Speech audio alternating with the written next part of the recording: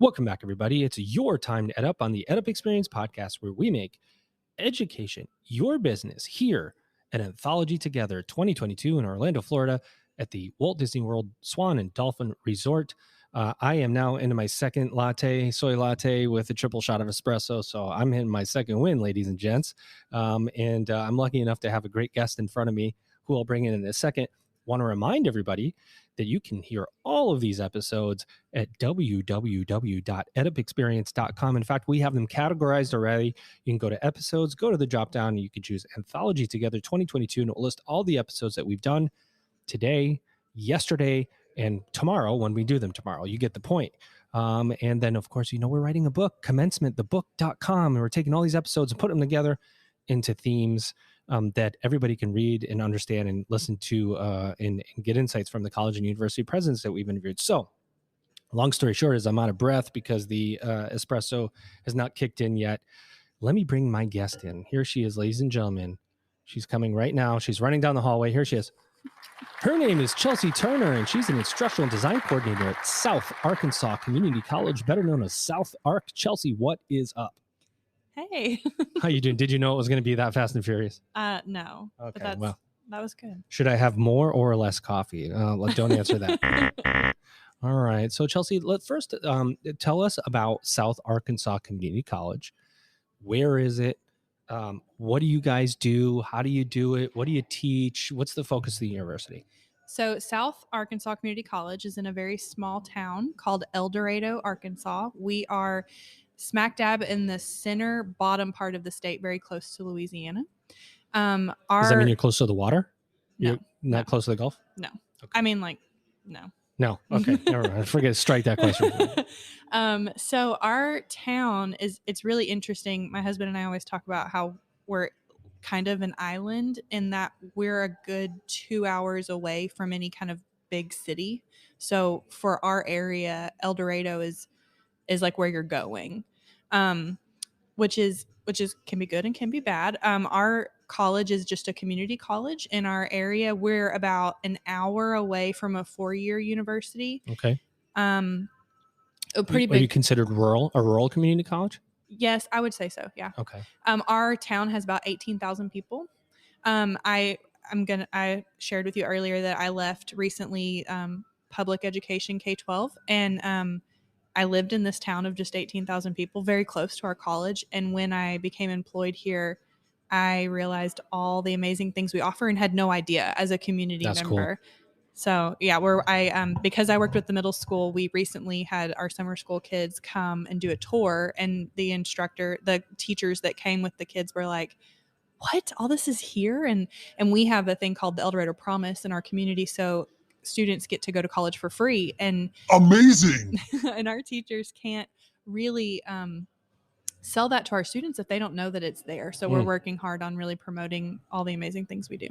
So we were talking before we started recording this episode, and you talked to me about your really incredible journey to the land of higher education, which a lot of people don't set out to work in higher education. They kind of end up that way. And you come from K through 12, which a lot of people do intend to work in K through 12 as a teacher or to work with kids or whatever else. And moving from K12 to higher ed is an interesting move. So tell me about how this happens for you, and are you in culture shock? Was it total culture shock for you? I mean, talk about that. Yeah. How this happened. What's your story? So I knew from the 4th grade I wanted to be a teacher, and I never really wavered from that. Went to a traditional college in Little Rock, Arkansas, UALR, and got my teaching degree. I will say, even on campus, I thought it would be really, I want to be a teacher, but it would always be really cool to come back and teach teachers. That was always something from the beginning that I was kind of intrigued with. As a teacher with no experience in Central Arkansas, I couldn't get a job. So started looking everywhere across the state and found El Dorado, Arkansas, and started teaching there. And I really, really loved it. In education, in public education, usually if you want to go somewhere, there's a degree or some kind of certificate or something that you do to pursue that. So I decided I was interested in the library. And in our state, you have to have a master's degree in library media. So I went to that college I told you that's about an hour away and got my master's in library media. And library medium, library media. So media. it's an LMIS degree, a library media information specialist. Interesting. And it was a great experience. I really loved the program. I loved working in the library. And then I started adjuncting at that college, Southern Arkansas University, in that LMIS program, teaching other teachers how to be good librarians. And that kind of got me interested in higher ed. And so with all the turmoil that's going on in public education, I thought, this isn't as fun as it used to be. And teachers is like a thankless job and a pay adverse job, right? Nobody wants to be a teacher. Teachers should make like $100,000 a year and they get paid like $10,000 a year. I mean, I don't know when the U.S. is going to wake up and pay teachers more money. It's crazy. Anyway, don't get me started. Go ahead.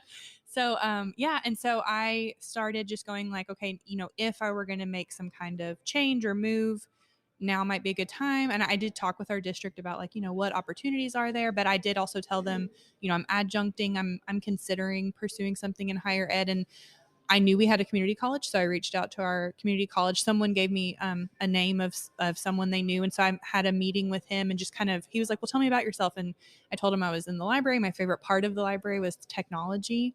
And I was... Whoa.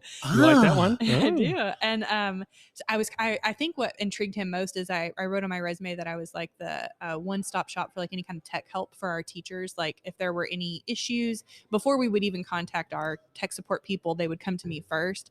Not just with like troubleshooting issues, but like, we have this new piece of ed tech and how do I use it, which is what a librarian should be doing.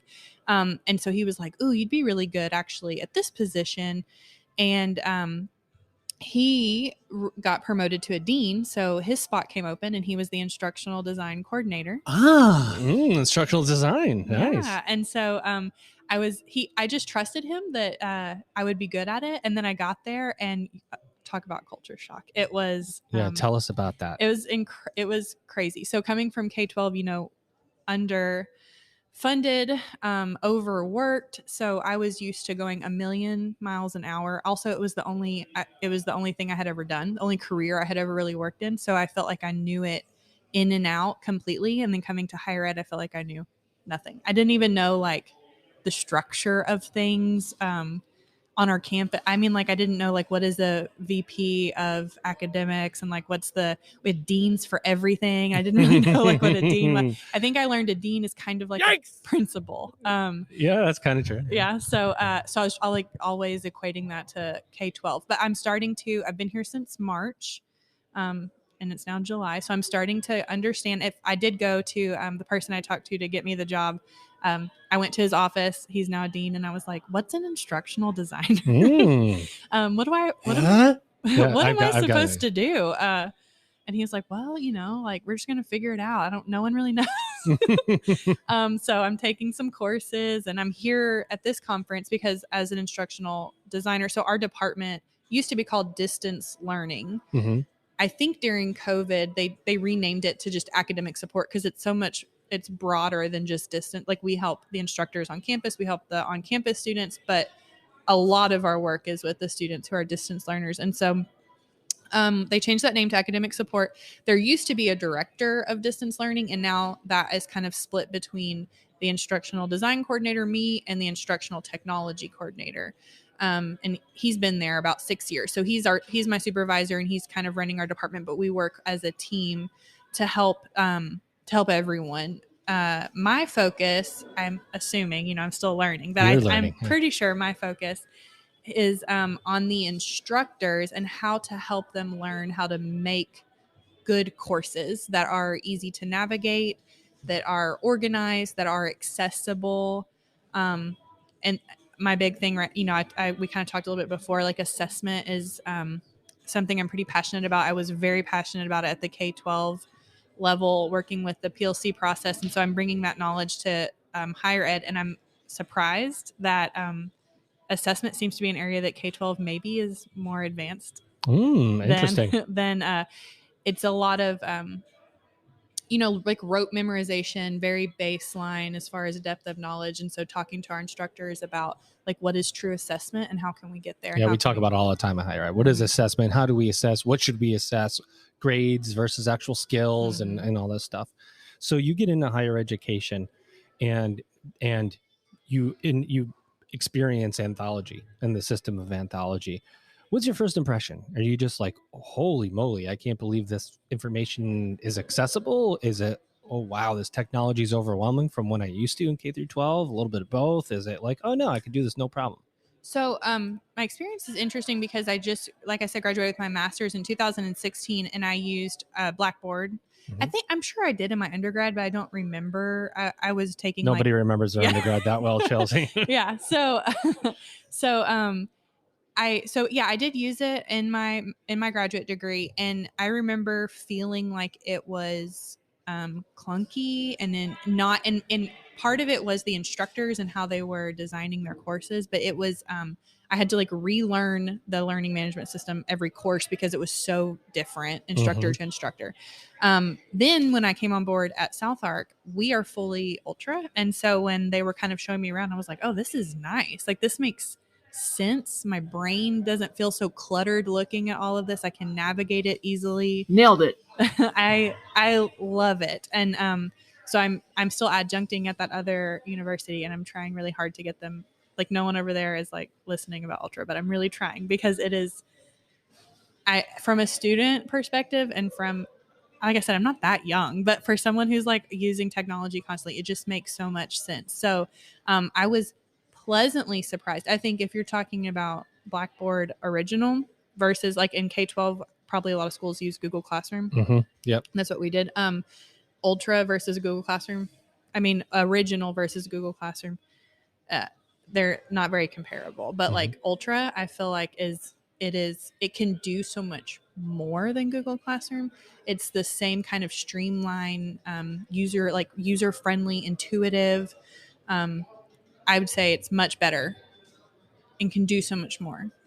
So yeah, I think it's kind of like learning another language a little bit, but not as in depth, but just learning how everything is slightly different, but they all accomplish the same things. I love it. We push the limits of science and technology. That's what Anthology does, right? So now you're an instructional designer. You're figuring out what that is, and you're doing it. And you're probably a really good one because you don't study what, because you're just kind of natural with it. And you come to this conference. What are you hoping to learn? What's success look like at the end of this conference for you? Do you walk away with just a full brain?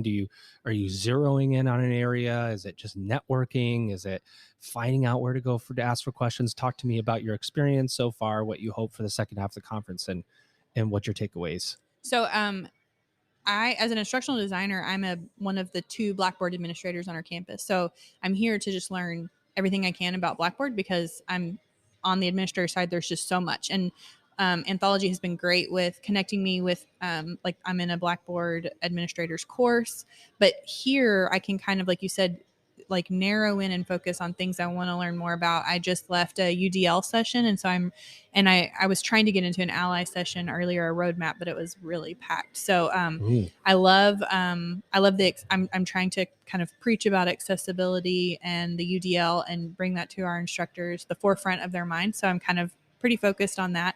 I don't think I'm not the most, once I get going, I'm really like, I love to talk, but it's hard for me to like start it. So networking maybe isn't like what I'm setting out to do. I disagree, Chelsey. I'm not like setting out to do it, but I have already made some really great, and I'm not even trying, and have made these like great connections. So that's a definite plus. I'm really just hoping to walk away with a better understanding of how to help our instructors when it comes to Blackboard. And I will say, because I'm also new, I've kind of sat in on a few committees. I'm on our assessment committee, and I sat through like our assessment lab with our instructors. And as a fresh perspective, I was able to walk in and go, this is a mess. Like, how can we make this better? And I went to a session earlier today that was called Digging for Gold, and it was using Blackboard goals and aligning it to their assessment outcomes. And I got some contact information, and I think I've already solved like a huge issue for our school. And so that's like, if nothing else good happens, this conference has been completely worth it for that. To the administrators at South Arkansas Community College, when Chelsey comes back and solves big problems, make sure you remember her and where she went here at Anthology. So what are you looking for the second half? Are you trying to solve big problems now? Are you trying to leverage relationships? Are you trying to get a couple more tips? I'm sure you have a notebook full of notes. I do have a notebook full of notes. I'm just trying to get, like I said, more tips and tricks kind of to bring back for our instructors. I was writing, I'm going to a session later tonight about using humor in your instruction. And so I'm excited about that. And I have a few, some like Ally, more UDL kind of stuff that's going on tomorrow. I'm really excited just to gather all the information. All right. Well, so what else do we want to know about South Arkansas Community College, Chelsey? Anything you want to say? Anything else you want to say about the college itself, the work you guys are doing, your journey, or the conference in general? South Ark is, like I said, our community needs to learn to not sleep on South Ark. No one does. We have 2 campuses. Wait, don't say that. Let me hit this button, and then you say that again about not sleeping on South Ark. Ready? Okay. Attention. Don't sleep on South Ark. There we go. There's just so much. So our community is surrounded by a lot of like chemical plants and like a lot of industry. And we have our West campus is like our traditional, it's a 2-year community college, so a lot of the gen ed courses. But our East campus does all of our industrial technology, and so you can get like welding and welding certificates. And I don't, like I said, I'm really new there, so I can't talk about all of it, but I have met with them just a few times, and we just have amazing industry programs out there that students can use that El Dorado Promise and get this free education, and then get certificates where they can go out and make way more money right off the bat than I ever dreamed of. Well, here you go, ladies and gentlemen. Her name is Chelsey Turner, and she's an instructional design coordinator at South Arkansas Community College, better known as South Ark. Chelsey, did you have a good EdUp experience today? I did. It was great. Yeah. All right. Well, that we use that as confirmation. Ladies and gentlemen, this has been another episode of the EdUp Experience here at Anthology Together 2022. You've just EdUp'd.